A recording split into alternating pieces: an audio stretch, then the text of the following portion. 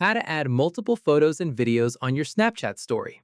This tutorial shows you how to combine several snaps into one story post. First, open the Snapchat app on your device.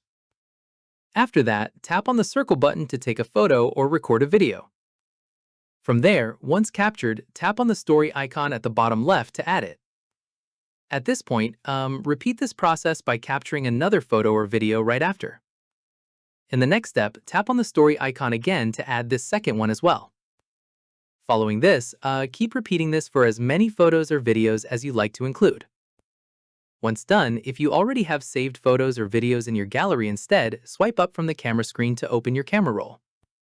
From here, select multiple items at once by tapping and holding on the first one, then tapping the others you want to include. At this stage, tap the arrow icon once you've selected everything, then choose My Story as the destination. Keep in mind, each photo or video added this way appears as a separate slide within your story, viewable one after another.